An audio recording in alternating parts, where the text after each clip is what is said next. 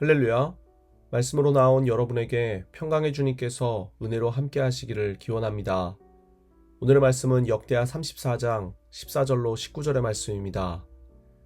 우리가 여호와의 전에 헌금을 꺼낼 때에 제사장 hil기야가 모세가 전한 여호와의 율법책을 발견하고 hil기야가 서기관 사반에게 말하여 이르되 내가 여호와의 전에서 율법책을 발견하였노라 하고 hil기야가 그 책을 사반에게 주매 서기관 사반이 또 왕에게 아뢰어 이르되 제사장 hil기야가 내게 책을 주더이다 하고 사반이 왕 앞에서 그것을 읽음에 왕이 율법의 말씀을 듣자 곧 자기 옷을 찢더라.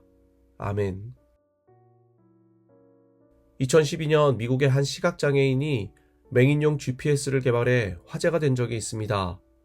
그는 어릴 적 사고로 시력을 잃은 후 길을 잃을 때마다 두려움에 떨곤 했습니다.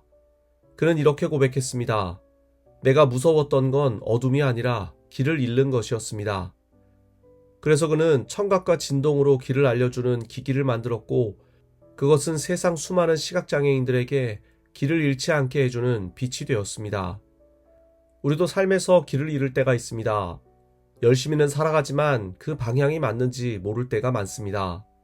그럴 때 우리 영혼의 빛이 되어주는 것은 바로 하나님의 말씀입니다. 오늘 본문에 등장하는 요시야 왕은 그 말씀의 빛을 발견한 사람이었습니다. 요시야는 8살의 어린 나이에 왕이 되었고 16살에 하나님을 찾기 시작했으며 20살에는 종교개혁을 단행했습니다. 나라 전체를 뒤덮은 우상을 깨뜨리고 성전을 수리하며 예배를 회복시켰습니다. 그때 성전 공사 중 제사장 hil기야가 한 두루마리를 발견합니다. 그것은 다름 아닌 하나님의 율법책이었습니다. 히스기야 이후 오랫동안 잊혀졌던 말씀의 책이 드디어 빛을 보게 된 것입니다. hil기야는 그것을 서기관 사반에게 전달했고 사반은 왕 앞에서 그 말씀을 낭독했습니다. 요시야는 그 말씀을 듣는 순간 옷을 찢으며 통곡했습니다. 왜냐하면 그 말씀을 통해 하나님과의 언약을 어긴 죄를 깨달았기 때문입니다.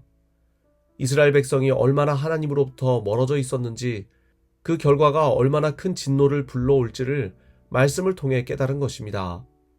또한 말씀이 없을 때 사람들은 자신이 어디로 가는지도 모른 채 자신의 생각대로 세상의 방향대로 살아간다는 사실 역시 깨달았습니다. 말씀은 이처럼 깨달을 수 있는 빛이 되어줍니다. 우리가 잘못된 방향으로 나아갈 때 올바른 방향을 알려주는 빛이 되어줍니다. 그래서 시편 기자는 주의 말씀은 내 발의 등이요 내 길의 빛이니이다 라고 고백했습니다. 열심히는 살고 있지만 방향을 잃은 듯할 때, 많은 선택지 속에서 무엇이 옳은지 혼란스러울 때, 그럴 때 필요한 것은 바로 하나님의 말씀입니다.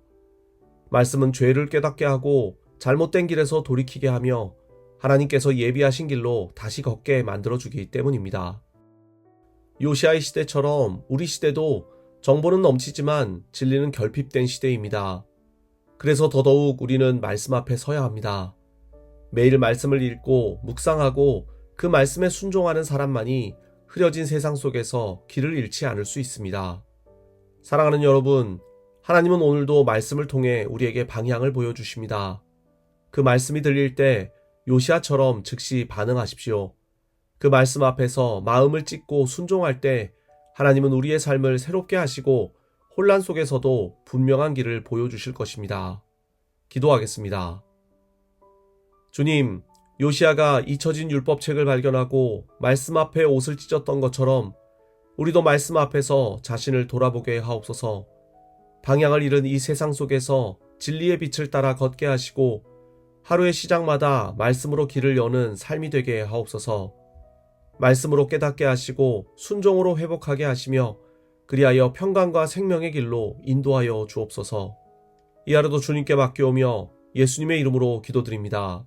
아멘.